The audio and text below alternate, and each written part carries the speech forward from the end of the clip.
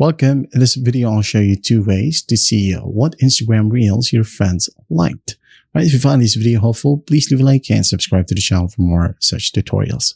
Now, first up, the first option, just go ahead over to the Reels tab, and you'll have this Friends section right here, or the dedicated Friends Reels feed.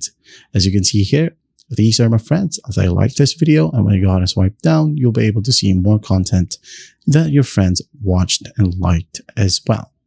So the other option, or the other method, is by, again, the manual check. Let's say you've watched the manual Reels right here, and then there's a reel that your friend liked as well. So for example, this one, you'll be able to see their profiles here as well. Right? Next, for example, if you see their profile icons right here, well, that means they liked this specific Instagram Reel.